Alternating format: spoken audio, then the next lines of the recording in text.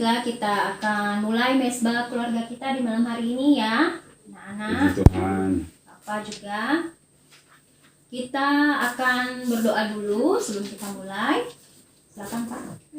Mari sebelum kita mulai mesbah keluarga kita di sore hari ini, kita datang kepada Tuhan, minta perlindungan daripada Tuhan dan penyertaan Tuhan di mesbah keluarga kita. Hadirat Tuhan hadir, kita berdoa. Maha besar Tuhan yang bertahta dalam kerajaan sorga, puji syukur kami naikkan kepadamu karena perlindungan, penyertaan Tuhan bagi kehidupan rumah tangga kami di saat ini dan kehidupan kami selanjutnya. Saat ini Tuhan, kami akan ada dalam mesbah keluarga kami yang kami lakukan setiap hari. Kami ingin memuji, kami ingin mendengarkan firman Tuhan, kami ingin bersorak-sorai untuk memuliakan nama-Mu dalam hidup kami, dan kami ingin bersyukur karena Tuhan begitu baik dalam hidup kami. Hadirlah di tengah-tengah mesbah keluarga kami ini dan beracaralah dari awal, pertengahan sampai akhir hanya untuk kemuliaan nama Tuhan. Di dalam nama Tuhan Yesus kami berdoa. Amin. Kita mau bersuka cita, memuji Tuhan. Kita naikkan lagu Datanglah Kebaikan.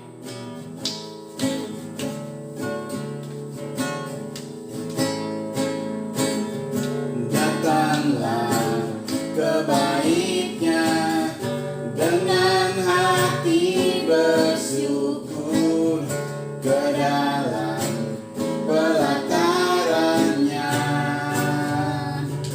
dengan hati bersuka rekan, dan lihatlah betapa baiknya Tuhan bagi yang berlindung padanya.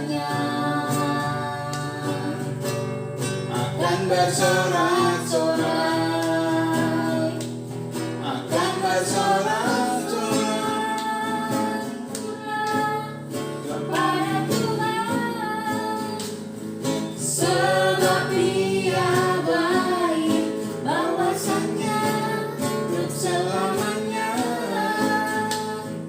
kasih setianya. Bersyukurlah kepada Tuhan, sebab Dia baik, bahwasannya untuk selamanya kasih setianya,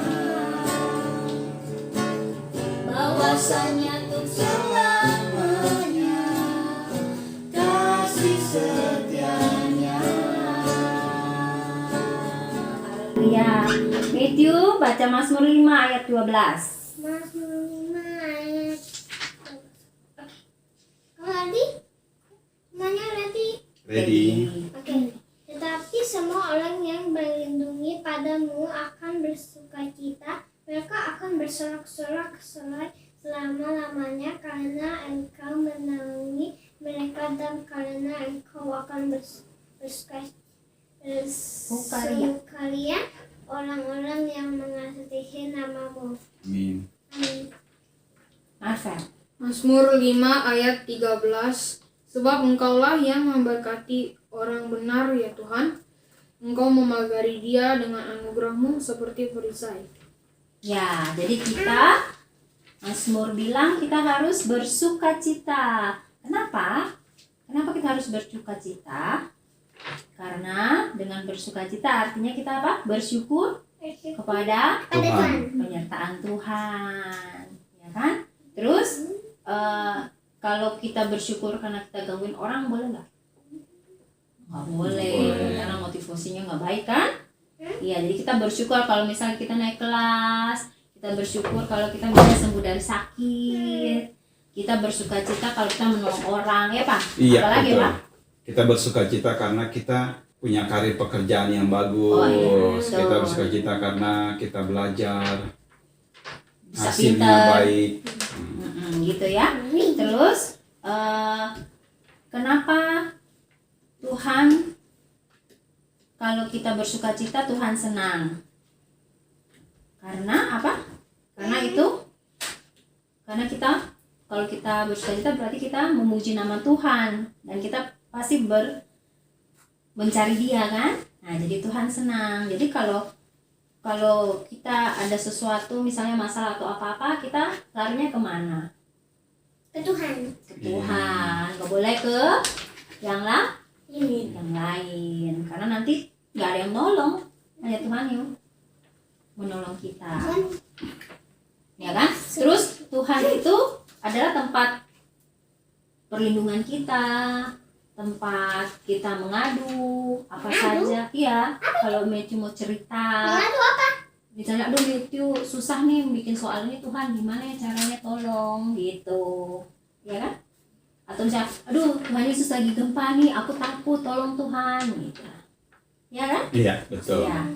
Terus Tuhan juga memberkati dan senang kepada orang-orang yang selalu bersukacita dan yang selalu mencari namanya, ya kan? Karena itu berartinya kita berserah kepada Tuhan. perlindungan Tuhan. Seperti yang tadi, yang Tuhan bilang, sebab Tuhan memberkati orang-orang yang benar, dan Tuhan memagari dia, serta Tuhan memberkati kita, karena Tuhan adalah perisai kita. Seperti yang Mazmur 15-13 bilang tadi. Oke? Berarti Tuhan itu apa sih? Setia dan adil, dan selalu memberkati orang yang lari kepadanya, yang minta perlindungan padanya. Oke. Sebelum kita mau mendengarkan firman Tuhan, kita akan menyembah Tuhan, ya. Kita arahkan hati kita kepada Tuhan. Kita mau nyanyi lagu Bejanamu.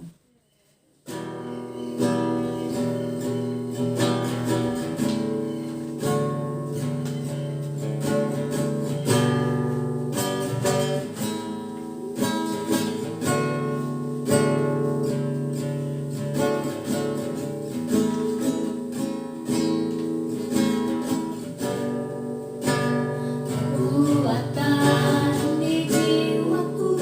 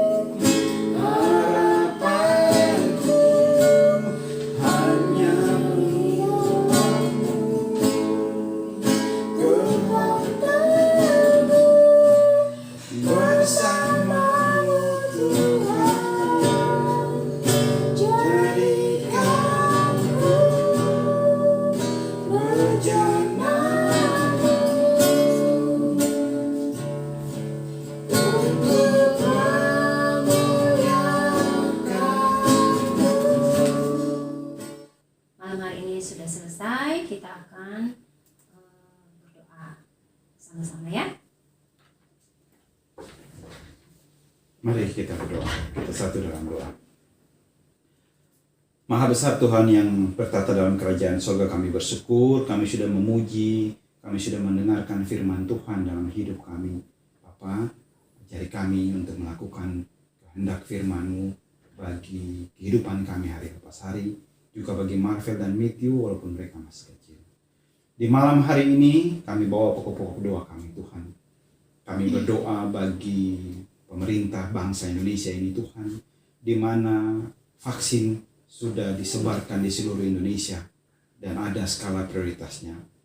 Bapa, berikanlah anugerah, hikmat dan berkat-Mu untuk memberkati vaksin ini. Ketika setiap orang yang memakainya dengan prioritas, dengan skala prioritas yang ditentukan oleh pemerintah, itu semua boleh menjadikan baik adanya bagi tubuh dan kesehatan kami. Karena vaksin ini diberkati oleh Tuhan. Dan bagi orang-orang yang tidak dengan sepenuh hati menerima vaksin ini, biarlah Roh Kudus menggerakkan hati mereka sehingga mereka boleh menerima apa yang dilakukan oleh pemerintah ini. Karena kami percaya bahwa pemerintah ini adalah pemerintah yang dipilih oleh Tuhan. Bapa di sorga, kami juga berdoa bagi setiap kami. Tuhan berkati hamba istri dan anak-anakku, agar setiap pergumulan kami, bahkan semua orang, ketika mereka ada dalam kesulitan, dalam tantangan, mereka hanya mau lari kepada Tuhan saja. Mereka mau menyerahkan hidupnya, bersandar kepada Tuhan, gunung batuku, kota bentengku yang akan memelihara kehidupan kami.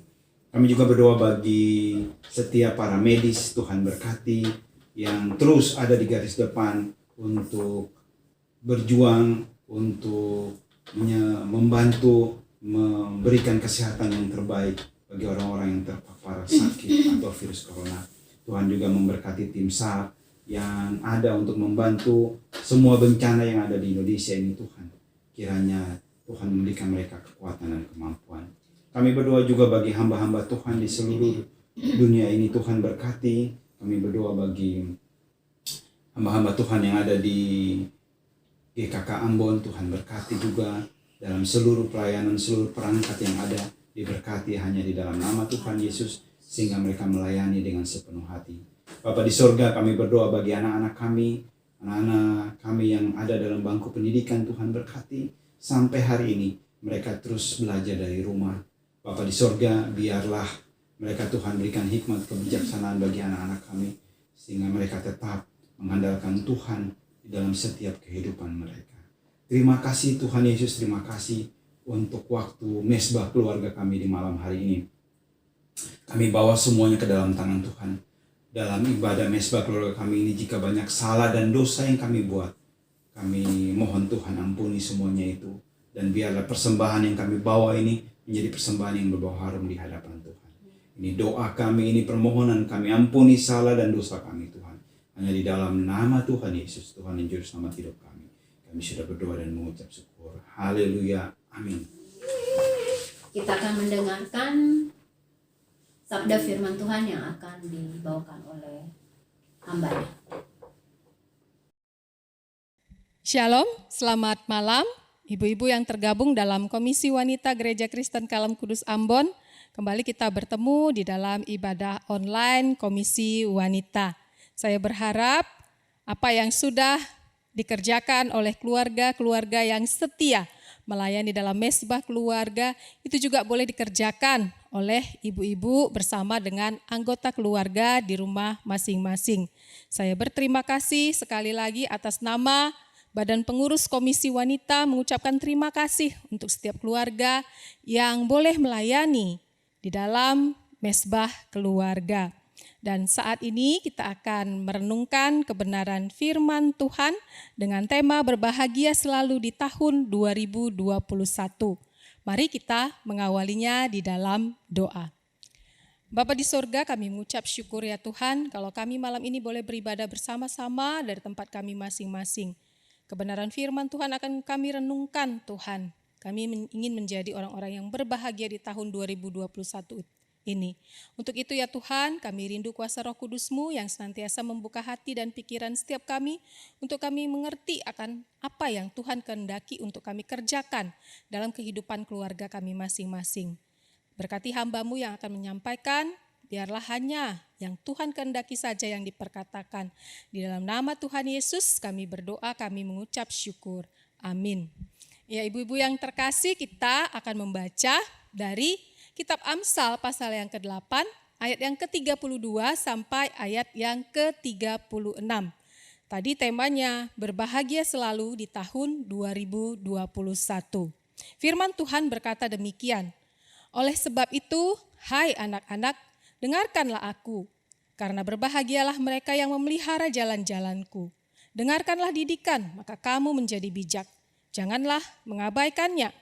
Berbahagialah orang yang mendengarkan daku, yang setiap hari menunggu pada pintuku, yang menjaga tiang pintu gerbangku. Karena siapa mendapatkan aku mendapatkan hidup, dan Tuhan berkenan akan dia. Tetapi siapa tidak mendapatkan aku merugikan dirinya. Semua orang yang membenci aku mencintai maut. Ya, demikian kebenaran firman Tuhan di malam ini. Ibu-ibu yang terkasih, di tengah wabah pandemi ini mungkin kita merasa sangat sulit untuk berkata, aku sedang berbahagia atau aku sedang bersuka cita. Mungkin yang ada dalam pikiran kita adalah kekhawatiran, ketakutan, ya, bagaimana nanti sekolah anak, bagaimana proses sosialisasinya, bagaimana memenuhi kebutuhan hidup melalui usaha dan pekerjaan yang saat ini mungkin makin seret, makin mengalami penurunan yang drastis. Bagaimana nanti kalau ada keluarga yang sakit atau bagaimana nanti kalau ada kedukaan. Yang ada kekhawatiran demi kekhawatiran, ketakutan demi ketakutan, atau mungkin yang muncul malah sungut-sungut yang ada dalam pikiran kita. Nah, tetapi firman Tuhan hari ini menawarkan bagaimana kita bisa hidup berbahagia di tahun 2021 ini. Firman Tuhan berkata, kebahagiaan hanya ditemukan jika kita berada di dalam hikmat Kristus. Nah, ibu-ibu yang terkasih, kita tahu bahwasanya kitab Amsal yang kita baca tadi adalah salah satu dari 4 kitab hikmat yang ada di dalam Alkitab selain kitab Ayub, Mazmur, dan Kidung Agung. Hikmat sangat dibutuhkan manusia supaya manusia bisa bertindak dengan hati-hati dan bijaksana serta tahu apa yang benar, apa yang salah. Hikmat itu akan menjadi dasar bagi seseorang untuk mengambil keputusan, untuk bertindak di dalam kehidupan manusia. Jadi sehingga bisa dikatakan orang yang benar itu akan bertindak dengan hikmat. Tetapi orang yang tidak benar itu akan disebut dengan orang yang tidak berhikmat. Jadi dikontraskan. Nah, ibu-ibu yang terkasih, kalau kita membaca ayat tadi itu diawali dengan panggilan kepada anak-anak untuk mendengarkan hikmat. Siapa sih sebenarnya anak-anak yang tertulis di dalam ayat ini? Nah, mereka adalah orang-orang muda dan juga setiap keturunan Abraham. Nah, kalau setiap keturunan Abraham berarti kita semua adalah keturunan Abraham. Di sini dikatakan jika anak-anak mengabaikan hikmat, maka otomatis mereka akan membenci hikmat. Jika mereka membenci hikmat, berarti mereka mencintai kematian. Jadi ayat ini mengkontraskan antara orang yang mencari hikmat dengan orang yang mengabaikan hikmat. Dan selanjutnya dikatakan bahwa orang yang mendengarkan dan mengikuti hikmat itu adalah orang-orang yang berbahagia. Orang-orang yang mendengarkan hikmat berarti akan memelihara hikmat itu dalam kehidupan mereka.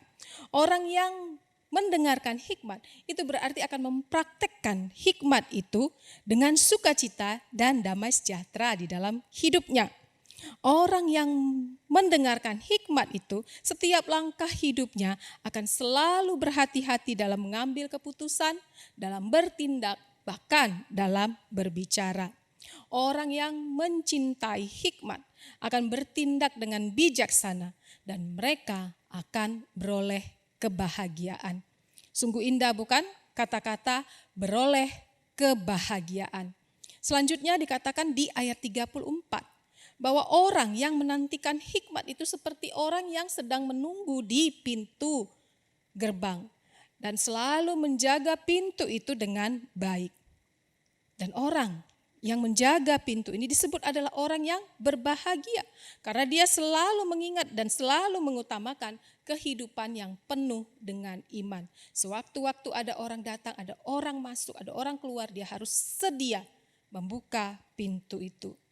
Dan kalau kita melihat di ayat 35 sampai ayat 36 dikatakan bahwa orang yang memiliki motivasi untuk mencari hikmat, menemukan hikmat, itu akan memperoleh harta yang tak ternilai harganya seperti yang terdapat di dalam pasal 8 ayat 18 sampai 19. Harta tersebut melebihi dari emas, melebihi dari perak. Karena apa? Karena orang yang mencari dan menemukan hikmat itu akan bertindak dengan benar, jujur, dan adil. Orang yang mencari, motivasinya adalah mencari dan menemukan hikmat, itu akan mendapatkan hidup. Dan bukan hanya itu, tetapi dia juga akan disenangi oleh Tuhan. Karena apa? Tuhan sangat berkenan dengan orang-orang yang berhikmat. Sebaliknya, Tuhan membenci orang yang mengabaikan hikmat. Karena orang yang mengabaikan hikmat itu akan merugikan dirinya sendiri dan tentu otomatis Tuhan juga akan marah. Ibu-ibu yang terkasih di dalam Kristus, sebenarnya dari mana kita memperoleh hikmat itu? Hikmat yang sejati tentunya ada di dalam Kristus. Ketika kita tiap-tiap hari mau duduk dengan tenang, berdiam, atau mungkin dengan suara yang tenang, berdoa mencurahkan isi hati kita di hadapan Tuhan, maka dikatakan kita adalah orang-orang yang berbahagia. Bahkan kalau kita mau mencari hikmatnya Kristus, maka kita akan semakin bertumbuh di dalam pengenalan akan Kristus, sehingga makin hari kita akan menjadi orang yang semakin bijaksana dalam bertindak, berpikir, dan berbicara dalam kehidupan kita sehari-hari. Nah, masalahnya yang terjadi adalah kebanyakan di dalam komunitas yang menyebutkan komunitas itu adalah sebagai orang yang percaya. Beberapa dari kita mungkin menemukan ada saja orang yang tidak peduli dengan hikmat. Yang dia peduli adalah bagaimana hidupnya bisa berjalan dengan baik-baik saja, aman-aman saja, tentram, tidak peduli apakah tindakannya yang dilakukannya itu berhikmat atau tidak. Bahkan ada orang yang memiliki emosi tingkat tinggi, sehingga kalau dia sudah mencaci maki orang yang bersalah kepadanya, dia akan merasa puas, dia akan merasa plong. Karena apa? Karena semua amarah, semua kebenciannya, semua emosinya sudah dilampiaskan kepada orang yang bertindak salah kepadanya. Dia tidak peduli apakah caci maki yang sudah dilakukannya itu adalah tindakan yang berhikmat atau tidak. Dia tidak peduli, dia tidak open. Yang penting dirinya merasa puas. Nah, ibu-ibu yang terkasih di dalam Kristus, ada sebuah keluarga Kristen yang baru dibangun. Di awal-awal pernikahan, rumah tangga mereka kelihatannya baik-baik saja. Tetapi seiring berjalannya waktu, rumah tangga mereka ternyata diiringi dengan ketidakcocokan dalam komunikasi antara suami dan istri. Pertengkaran mulai sering terjadi. Dan di dalam pertengkaran itu, sang istri sempat melontarkan kata-kata bahwasanya sebaiknya mereka bercerai. Tapi sang suami masih sabar menghadapi istrinya. Tapi ketika perjalanan waktu terus berjalan dan mereka kembali lagi jatuh ke dalam pertengkaran. Dan kali ini sang istri juga tidak bisa menahan emosinya. Dan dalam pertengkaran itu si istri berkata, sebaiknya kita cerai saat ini juga. Dan si suami yang tidak bisa menahan emosinya pada akhirnya mengajukan gugatan perceraian ke pengadilan. Mengetahui tindakan suaminya ini, sang istri lalu menyesali apa yang sudah diucapkannya. Tetapi nasi sudah menjadi bubur, sang suami tidak lagi mau meluluhkan hatinya untuk memaafkan perkataan si istri. Dan akhirnya rumah tangga mereka hancur ke dalam perceraian.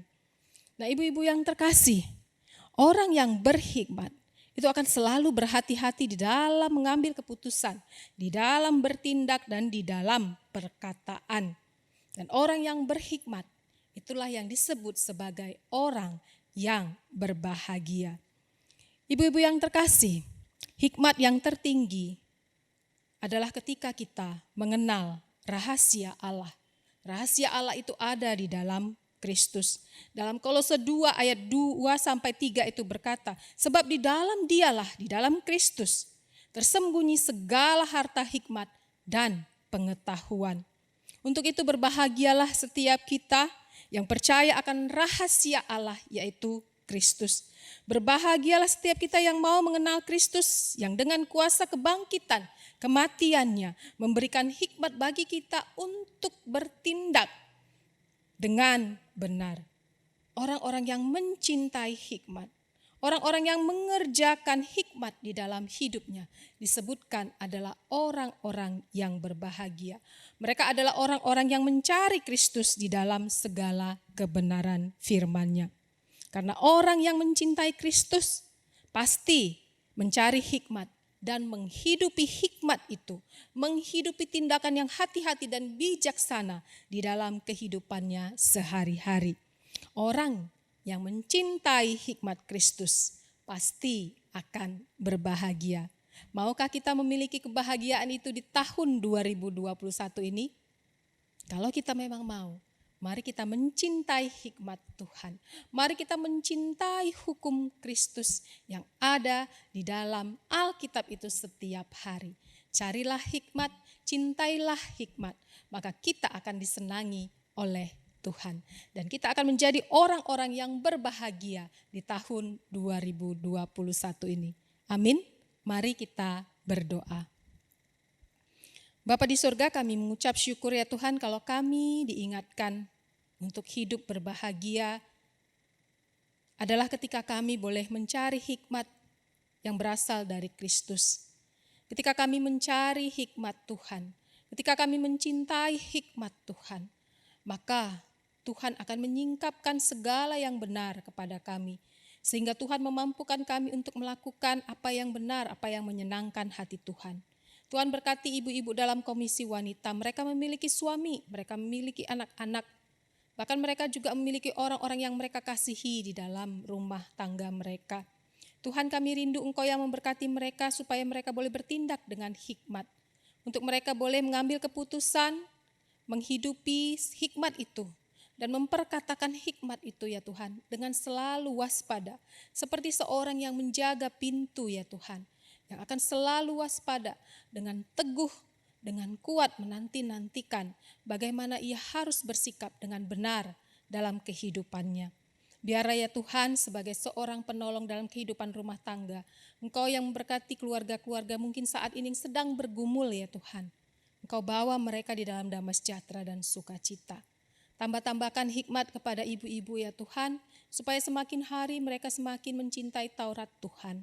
Hidup mereka semakin diubahkan, dan senantiasa keluarga mereka boleh semakin diberkati melalui kehadiran mereka. Terima kasih ya Bapa, setiap pergumulan mereka yang terdalam Engkaulah yang menjadi tempat mereka untuk mencurahkan isi hati mereka.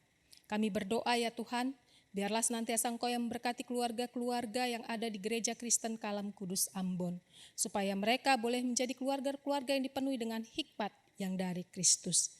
Terima kasih ya Bapa. Kasih karunia dari Allah Bapa, Putra dan Roh Kudus. Itulah yang melingkupi setiap kami yang beribadah di malam ini. Di dalam nama Tuhan Yesus kami berdoa, kami mengucap syukur. Amin.